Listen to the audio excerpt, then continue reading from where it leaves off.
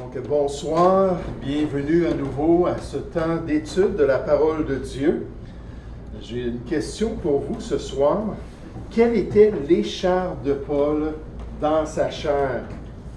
Quel était le contexte de cette affliction? Une question sans réponse. Quel était le contexte de cette affliction que Paul expérimenta dans son service pour Dieu? Et surtout, puisque ça a été inspiré de Dieu, et c'est utile pour nous, d'après 2 Timothée 3 au verset 16 et 17, quelles leçons spirituelles pouvons-nous apprendre de cette expérience pénible d'un apôtre de Christ? J'aimerais vous inviter ce soir à chercher la deuxième épître de Paul aux Corinthiens. La deuxième épître, 2 Corinthiens, au chapitre 12. Et j'aimerais qu'on puisse répondre à ces quelques questions que je vous ai présentées en regardant ce texte biblique. 2 Corinthiens, chapitre 12, à partir du verset 7. C'est l'apôtre Paul qui parle et qui dit « Et pour que je ne sois pas enflé d'orgueil, à cause de l'excellence de ces révélations, il m'a été mis une écharpe dans la chair, un ange de Satan pour me souffleter et m'empêcher de m'enorgueillir. 3 fois j'ai prié le Seigneur de l'éloigner de moi, et il m'a dit, ma grâce te suffit, car ma puissance s'accomplit dans la faiblesse, et nécessairement, c'était une faiblesse, cette écharpe-là, dans l'expérience de Paul. Je me glorifierai donc bien plus volontiers de mes faiblesses, afin que la puissance de Christ repose sur moi. C'est pourquoi je me plais dans les faiblesses, je me plais dans les outrages, dans les calamités, dans les persécutions, dans les détresses pour Christ, car quand je suis faible, c'est alors que je suis fort. Et quand on parle de cette écharpe que Paul a expérimentée dans sa chair, c'est le passage biblique qu'il faut consulter. Et en fait, c'est le seul passage des Écritures qui décrit cette expérience de l'apôtre Paul. Et Paul rend lui-même le témoignage de son vécu. On pourrait dire que 2 Corinthiens, chapitre 12, c'est une autobiographie d'une écharpe dans la chair. Une autobiographie, c'est Paul qui rend son propre témoignage de son expérience alors qu'il a eu cette écharpe-là dans la chair. Alors, dans les questions que je vous ai présentées, premièrement, quelle était cette écharpe exactement? Quelle était... Je vous ai posé des questions pour vous mettre dans le contexte, mais je ne veux pas partir un débat là. Mais quelle était cette écharpe-là exactement? L'apôtre Paul, ici, dans notre passage, utilise un mot grec en parlant d'une écharpe qui représente un inconfort personnel. En fait, ça parle de quelque chose qui est pointu, quelque chose qui est irritant, quelque chose qui produit une démangeaison douloureuse. Paul était tourmenté par une démangeaison quelconque. Il était accompagné dans son service pour le Seigneur d'un inconfort pénible qui l'assiégeait continuellement.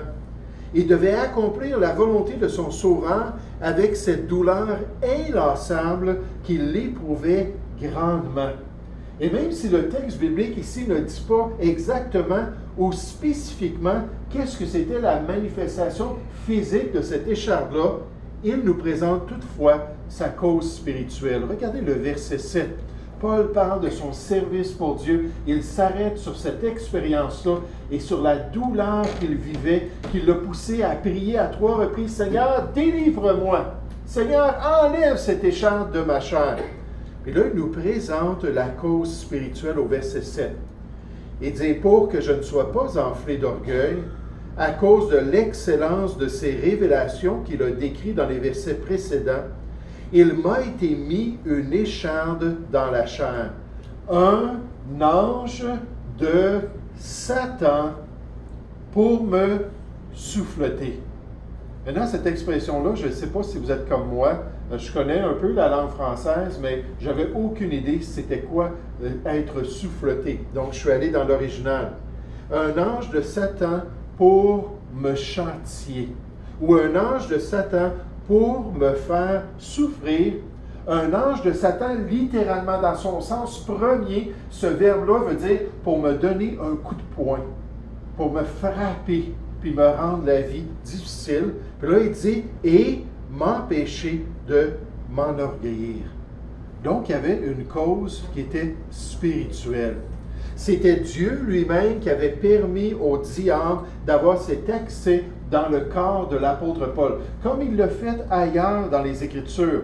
On se souvient que Job, à un moment donné, Dieu a donné la permission au diable de pouvoir toucher au bien de Job, et ensuite même de toucher à son corps, de le frapper d'une maladie qui commençait à la plante des pieds jusqu'à la tête et qui lui rendait la vie misérable. Et Dieu a dit, mais la limite, c'est que je ne veux pas que tu enlèves la vie. Et Dieu a permis de la même manière à l'apôtre Paul de vivre quelque chose dans son corps, de se sentir toujours comme un aiguillon, toujours comme une écharpe, quelque chose de pointu, quelque chose de douloureux, quelque chose d'irritant, venir le frapper dans son expérience, au point qu'il voulait vraiment que le Seigneur enlève cela, qu'il change ce qu'il était en train de vivre, qu'il cesse de souffrir ainsi. Son service chrétien était devenu pénible et difficile à cause de ce que Dieu avait permis dans son expérience. Regardez d'autres passages où cette expression-là, souffleter, est présentée. Et 1 Corinthiens, chapitre 4, donc la première épître aux Corinthiens, au chapitre 4. Et en passant, c'est la même expression qui est utilisée lorsqu'on parle du Seigneur Jésus qui recevait des soufflets. Vous vous rappelez, lorsque le souverain sacrificateur lui dit, je t'abjure par le Dieu vivant, dis-nous si tu es le Christ ou non. Et là, il a déclaré qu'il était effectivement le Fils de l'homme, qu'il allait paraître sur les nuées, d'après Daniel chapitre 7, qu'il allait recevoir l'autorité sur les nations de la terre, qu'il allait venir régner sur la planète Terre. Puis là, ils ont déchiré leurs vêtements, puis il a blasphémé, puis il mérite la mort. Puis qu'est-ce que les serviteurs auprès de lui ont commencé à faire? Ils ont commencé à le souffleter, à le faire souffrir en lui donnant des coups de poing. C'est exactement ce qu'on voit ici dans cette épreuve-là de l'apôtre Paul, cette douleur physique-là qu'il expérimentait. Dans 1 Corinthiens chapitre 4, l'apôtre Paul dit au verset 11, en parlant des apôtres et en parlant des couvriers dans l'Évangile, il dit « Jusqu'à cette heure, nous souffrons la faim, la soif, la nudité. Nous sommes... » On aurait pu traduire ça, souffletés ici. Nous sommes maltraités. On nous fait souffrir, errants, ça et là. Et ici, ce n'était pas une source spirituelle. C'était littéral. C'était des gens qui les poursuivaient et qui essayaient de leur enlever la vie. Rappelez-vous quand Paul s'est fait arrêter à Jérusalem, dans Actes chapitre 21. On a mis la main dessus, puis là, on nous dit que partout, les gens le frappaient, puis le frappaient, jusqu'à ce que les autorités romaines arrivent pour l'enlever d'entre leurs mains. Mais il dit, nous, là, on est habitués à cela. Il dit, j'ai même les stigmates ou les cicatrices à cause que je sers Jésus-Christ et j'accomplis la volonté du Seigneur Jésus. 1 Pierre, chapitre 2, en tant qu'exhortation pour les chrétiens, en face des autorités, en face même des patrons ou des maîtres. 1 Pierre chapitre 2, on dit aux serviteurs, aux esclaves, au verset 18. Il y a un petit peu plus de passages le dimanche soir que le dimanche matin. 1 Pierre chapitre 2, au verset 18. Ça dit serviteurs ou esclaves. C'est le même mot dans l'original. Soyez soumis en toute crainte à vos maîtres, non seulement à ceux qui sont doux, bons et doux, mais aussi à ceux qui sont d'un caractère difficile.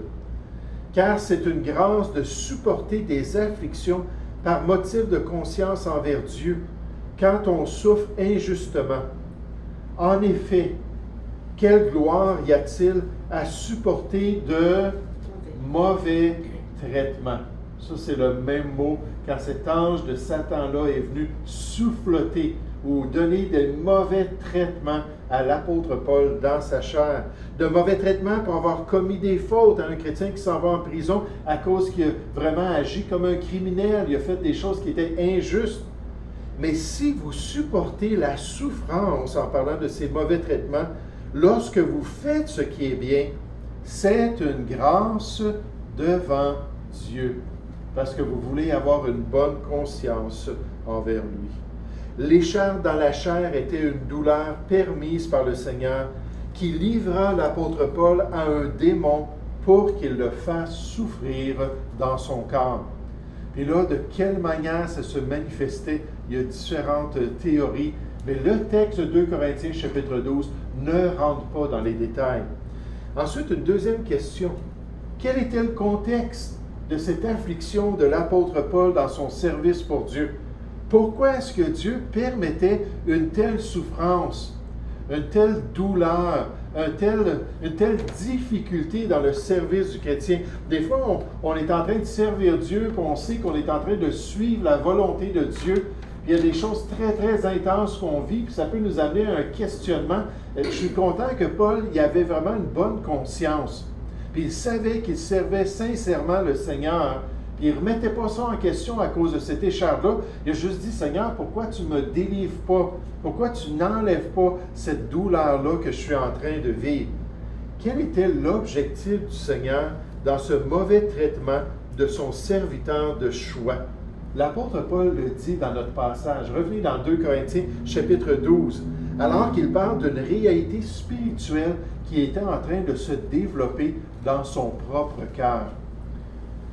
2 Corinthiens chapitre 12, encore une fois, le verset 7. 2 Corinthiens chapitre 12 au verset 7. Paul nous donne la motivation du Seigneur et son objectif. Il dit, « Et pour que je ne sois pas enflé d'orgueil. » Est-ce que le Seigneur voyait le cœur de Paul? Dites-moi. Oui. Est-ce que le Seigneur voyait où l'apôtre Paul s'en allait avec son cœur, avec ce qu'il vivait? Oui, exactement.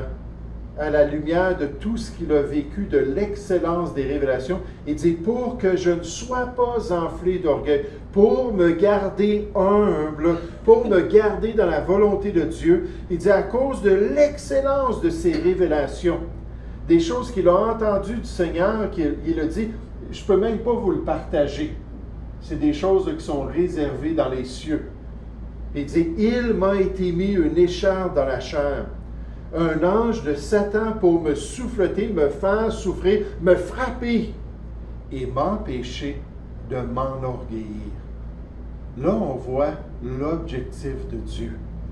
On comprend pourquoi, parce que le cœur de l'apôtre Paul était en danger de s'élever contre son Sauveur. Dieu voyait que Paul pouvait fort bien devenir orgueilleux en face de toutes les grâces qu'il avait reçues du Seigneur, qu'il était possible pour lui de devenir enflé de lui-même, comme ce pharisien dans Luc 18.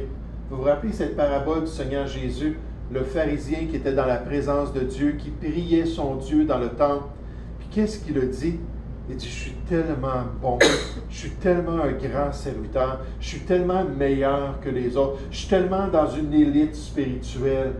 Il était enflé de lui-même. Il était rempli de sa personne. Il avait tout son pedigree. Je jeûne 2 fois par semaine, puis je donne la dîme de tous mes revenus. Puis je ne suis pas comme ces gens-là qui sont injustes. Là, il y avait un danger que l'apôtre Paul commence à agir comme ça. Qu'il se laisse séduire lui-même par la connaissance que Dieu lui avait donnée, par les révélations excellentes qu'il avait reçues de Dieu. Et puisque Dieu résiste aux orgueilleux, il préférait faire souffrir l'apôtre Paul dans sa volonté, que l'apôtre Paul puisse être enlevé de sa capacité de servir le Seigneur à cause de son orgueil, à cause qu'il était rempli de lui-même. Donc Dieu a mis ça dans la balance, et il dit, Paul, il faut qu'il souffre. Il faut qu'il expérimente ces choses. Et vous savez, c'est exactement ce que Jésus avait prophétisé. Vous vous souvenez quand Ananias, dans Actes chapitre 9, est allé voir l'apôtre Paul, Saul de Tarse, à cette époque-là, qui était encore aveuglé, puis qui était en attente de voir la volonté de Dieu. Puis quand le Seigneur Jésus est apparu à Ananias, il a dit, j'aimerais ça que tu ailles mettre les mains sur lui, puis que tu lui permettes là, de se faire baptiser, puis de commencer à prêcher la parole de Dieu. Il a dit, oui, mais hey, c'est un homme qui a persécuté les chrétiens.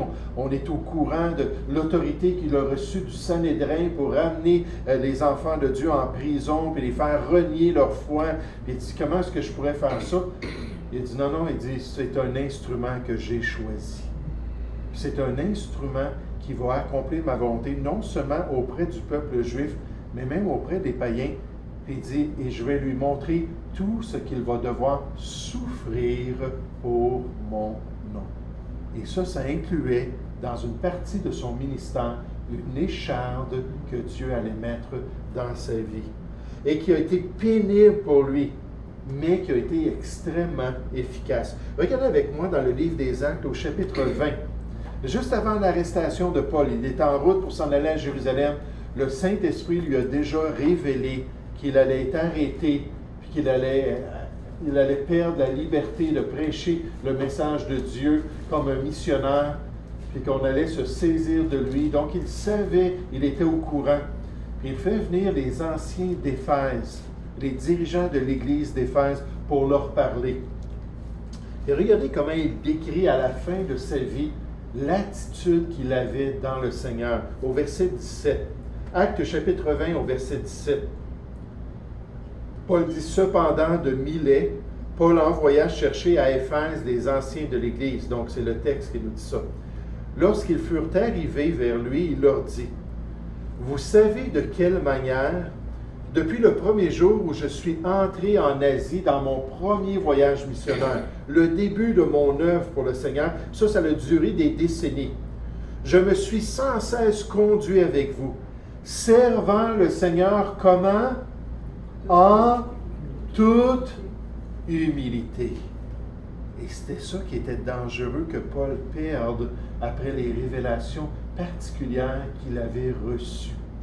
Puis que Dieu lui avait donné des révélations extraordinaires. Puis là, Paul a commencé à penser, on ne sait pas exactement quel aspect de l'orgueil qui s'est développé ou qui allait se développer dans son cœur. Puis là, Dieu dit non, je vais le frapper plutôt pour le garder et qu'il va pouvoir dire à la fin de sa vie qu'il est resté avec la bonne attitude. Souvenez-vous que l'orgueil ou être hautain, ça veut dire d'avoir une perspective personnelle qui est démesurée. On parle de l'estime de soi, là, c'est une super estime de soi. Qu'on pense tellement être grand. Dans Romains chapitre 12 au verset 3, on nous dit qu'on ait une perspective équilibrée de nous-mêmes. Une perspective équilibrée de qui nous sommes dans le Seigneur. Pas trop haut, puis non plus pas trop bas. Il y en a qui disent, oui, mais moi, je ne peux rien faire pour Dieu. J'ai aucun talent, puis j'ai aucune capacité, puis Dieu ne m'a pas permis du tout de faire des choses pour lui. Ça, c'est l'autre extrême. Il ne faut pas un apitoiement sur nous-mêmes. Souvent, c'est quand on se compare aux autres qu'on commence à avoir un apitoiement comme ça. Mais Dieu nous dit d'avoir une perspective équilibrée. Qui nous sommes en Jésus-Christ. Puis qu'est-ce que Dieu a investi en nous? Puis là, Paul a dit, j'ai pu servir le Seigneur dans mon ministère en toute humilité, avec larmes et au milieu des épreuves que me suscitaient les embûches des Juifs. Vous savez que je n'ai rien caché, donc Paul a pu être efficace. Je n'ai rien caché de ce qui vous était utile et que je n'ai pas craint de vous prêcher et de vous enseigner publiquement et dans les maisons, annonçant aux Juifs et aux Grecs la repentance envers Dieu et la foi en notre Seigneur Jésus-Christ. Et Dieu lui-même a été efficace dans ces souffrances-là pour permettre à Paul, dans 2 Timothée chapitre 4, à la fin de sa vie, de dire « J'ai combattu le bon combat. J'ai gardé la foi. J'ai fini ma course chrétienne parce qu'il est demeuré humble à cause des souffrances que Dieu a permis. » Donc, c'était ça l'objectif du Seigneur. Il ne voulait pas perdre cet instrument-là. Il ne voulait pas perdre ce vase d'honneur-là dans sa maisonnée qui était en train d'accomplir sa volonté. Il a dit, je préfère que tu souffres plutôt que tu changes et que tu perdes ma grâce. Et vous savez, ça c'est une réalité que Dieu ne nous appelle pas au confort. Dieu nous appelle au caractère chrétien, de marcher dans ses voies et d'accomplir sa volonté malgré les difficultés, malgré les limites qu'il met sur notre vie, malgré les problèmes qu'on peut expérimenter. Maintenant, une dernière question, c'est quelle est la grande leçon spirituelle qu'on peut retenir de cette affliction du serviteur du Seigneur? On peut apprendre une chose de certain dans l'expérience de Paul, c'est que comme on l'a vu, Dieu avait un but. Ça, c'est certain. Dieu fait toujours les choses avec un but. Mais deuxièmement, il y avait aussi une provision. Il y avait une provision spirituelle. Le but et la provision paraissent ici dans notre passage. Revenez dans 2 Corinthiens chapitre 12 au verset 7. Paul dit, « Pour que je ne sois pas enflé d'orgueil, à cause de l'excellence de ces révélations des choses que Dieu m'a montrées de la gloire. Il m'a été mis une écharpe dans la chair, un ange de Satan pour me souffleter, me faire souffrir et m'empêcher de m'enorgueillir. 3 fois, j'ai prié le Seigneur de l'éloigner de moi, et Dieu savait, non, tu as besoin de ça. C'est nécessaire. Si j'enlève ça de toi, tu es fini dans le ministère chrétien. Il faut cette souffrance, il faut cette écharpe dans ta chair. 3 fois, j'ai prié le Seigneur de l'éloigner de moi, et il m'a dit, ma grâce te suffit. Ma grâce te suffit. Ça, c'est la provision de Dieu. Dans tout ce que le Seigneur envoie dans notre vie, dans toutes les difficultés, dans toutes les douleurs qu'on peut expérimenter, que ce soit au niveau des pressions dans nos relations, que ce soit au niveau des déceptions peut-être envers notre Église, n'importe quel niveau de nos expériences, Dieu a toujours une provision pour nous permettre de continuer à le servir. Il veut qu'on soit fidèle. Ce qu'on demande, 1 Corinthiens 4.1, des serviteurs, c'est que chacun soit trouvé fidèle, que Jésus puisse dire, oui, c'est bien à la fin de notre vie, bon et fidèle serviteur. Et cette grâce-là est là pour cela.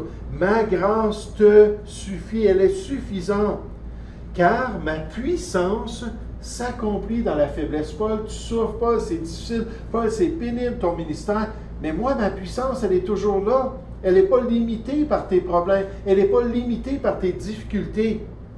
Et je me glorifierai donc bien plus volontiers de mes faiblesses. Et ce n'est pas juste une écharpe dans la chair. J'en ai toutes sortes de problèmes dans mon ministère chrétien. Et je me glorifierai donc bien plus volontiers de mes faiblesses, afin que la puissance de Christ repose sur moi. C'est pourquoi je me plais dans les faiblesses, je me plais dans les outrages, je me plais dans les calamités, je me plais dans les persécutions, dans les détresses pour Christ, car quand je suis faible, la provision de Dieu est disponible. Dieu a un objectif, Dieu a un but, et Dieu va me donner ce qui est nécessaire pour me permettre d'accomplir sa volonté. Alors, quand je suis faible, c'est alors que je suis fort. Ayons confiance dans le Seigneur dans les temps difficiles de notre marche avec Dieu.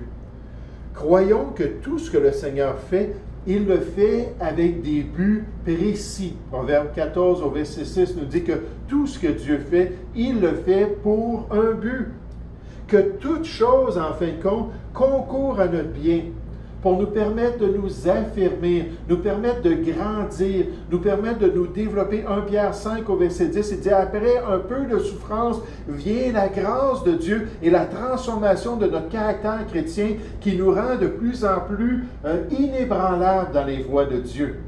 Il dit, Dieu est fidèle, c'est ce qu'il va faire, alors qu'il vous permet de souffrir, parce que sa grâce toute suffisante nous permet d'accomplir la volonté de Dieu ici-bas. Et ce fut certainement le résultat dans la vie de l'apôtre Paul, avec cette grande irritation qu'il vivait, que comme Dieu résiste aux orgueilleux, il fait grâce aux humbles. Parce que l'apôtre Paul est resté humble entre ses mains et qu'il a pu compléter sa course chrétienne dans les voies du Seigneur. Regardez un dernier texte biblique dans 1 Corinthiens chapitre 15. la première épître aux Corinthiens, au chapitre 15, alors que l'apôtre Paul va décrire encore son ministère et surtout l'efficacité de son œuvre pour son Sauveur. 1 Corinthiens chapitre 15, et c'est un verset bien connu au verset 10, Paul dit « Par la grâce de Dieu, je suis ce que je suis. » Donc cette provision-là a été efficace en moi. Et sa grâce envers moi n'a pas été vaine, loin de là. Et donc, c'est toujours le contraste dans les écrits de Paul. Absolument pas, loin de là. J'ai travaillé plus que tous.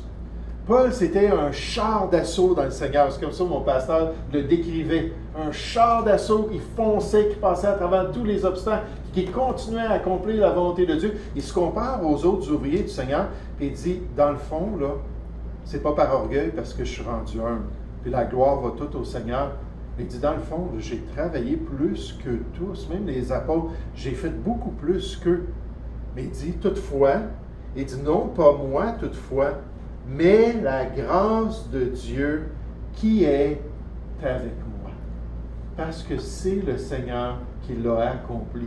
C'est sa provision dans ma vie. Je puis tout, Philippiens 4:13, par celui qui me fortifie. Et même quand je suis faible, je peux être fort par la provision de Dieu. Donc, quelle est cette écharde? C'est tout simplement quelque chose de douloureux dans la chair de l'apôtre Paul. Il était en train de souffrir à cause des attaques spirituelles contre lui. Quel est le contexte ou pourquoi est-ce que Dieu a permis cela? Parce que Paul, il y avait un grand danger qu'il se détourne du Seigneur, qu'il commence à être orgueilleux, qu'il prenne la gloire pour lui-même, puis que Dieu soit obligé de le résister. Puis quand on dit ça, que Dieu résiste aux orgueilleux, ça veut dire littéralement mettre un bâton dans notre vie, nous empêcher d'aller de l'avant, nous bloquer le chemin. C'était un terme militaire qui parlait d'une armée qui empêchait des ennemis d'attaquer une ville, puis qui restait là un front. On sait, les Romains, là, ils avaient des tactiques là, de tout se placer là, devant une ville. Puis là, c'était presque impossible pour une armée de réussir à défoncer la ligne puis à se rendre jusqu'à la ville. Là, Dieu nous dit, non, si tu es orgueilleux, je vais me mettre devant toi. Je vais t'empêcher d'aller de l'avant. C'est pour ça que mon pasteur me disait toujours, c'était quelqu'un qui était très éloquent, il est probablement encore, là, il est toujours vivant, mais il disait que quand les gens venaient le voir, ils disaient, « Ah, pasteur, c'est un bon message, pasteur, Dieu vous a utilisé, pasteur, pasteur, pasteur. » Il disait, dans mon esprit, j'avais un plateau en or. Puis il dit, toutes les choses, je les mettais, toutes les louanges, toutes les acclamations. Puis dans mon cœur, je disais, Seigneur, c'est toi, c'est toi, c'est toi. Il disait, je ne voulais pas que Dieu me résiste et m'empêche de le servir et d'accomplir sa volonté. Donc, c'est pour ça que Dieu a mis ça dans sa vie et c'est pour ça que Dieu ne pouvait pas l'enlever. Encore Paul disait, enlève ça de ma vie. 3 fois, là, il a prié le Seigneur, enlève ça. Le Seigneur a dit, non, tu as besoin de ça, Paul. C'est pour ton bien, mais j'ai une provision pour toi. Puis la leçon, c'est que Dieu a toujours un but et il a toujours une provision pour notre vie chrétienne, pour nous permettre d'accomplir sa volonté, comme l'apôtre Paul nous permet un jour de compléter notre course chrétienne, d'être fidèle dans l'accomplissement de ces œuvres que Dieu nous a confiées et de pouvoir rentrer un jour dans la joie de notre Maître. Nous allons prier ensemble. Père Céleste, merci pour ce beau passage biblique. Merci Seigneur que, au-delà des controverses, au-delà peut-être de la polémique concernant la vraie nature de cette écharpe dans la chair, la manifestation concrète de cette douleur dans la vie de l'apôtre Paul, au-delà de cela, c'est tellement un beau témoignage. C'est tellement une belle perspective que cet homme dit à toi, cet homme-là qui ne faisait pour lui-même aucun cas de sa vie. Cet homme, Seigneur, que tu as exalté par ta grâce et dans ton amour. Et cet homme-là qui commençait à s'en aller loin de ta volonté. Merci, Seigneur, que tu as mis cette écharpe dans la chair de l'apôtre Paul. Merci que tu as donné cet accès à un démon pour venir le frapper, venir le faire souffrir dans son corps. Et merci que tu as refusé à 3 reprises de le délivrer, pour l'empêcher de s'enorgueillir, l'empêcher de prendre la gloire et de s'éloigner de ta volonté et certainement de s'éloigner de ta faveur. Continuellement, Seigneur, dans les Écritures, tu nous dis que quiconque s'élève sera abaissé, mais celui qui s'abaisse sera élevé. Et Seigneur Père, on comprend la nécessité et on désire de tout cœur prendre notre place et reconnaître ta gloire et reconnaître ta grâce dans notre vie et dans notre marche chrétienne. Et pour Paul, Seigneur, on apprend de même que ta grâce était suffisante. Et ayant compris ce principe spirituel dans sa faiblesse, il pouvait être fort en Jésus-Christ. Il pouvait même se réjouir dans tous les aspects des souffrances, des persécutions, de l'adversité, des douleurs qu'il vivait. Parce que même dans la nudité et même dans les privations, il voyait qu'il était fort par ta provision spirituelle. Merci Seigneur que tu ne nous abandonnes pas comme tu nous le promets, que tu ne nous délaisses pas alors qu'on cherche à accomplir ta volonté et que ta grâce va toujours être toute suffisante. Elle va toujours être disponible pour nous afin qu'on accomplisse toute ta volonté. Que ton nom soit glorifié. Au nom du Seigneur Jésus.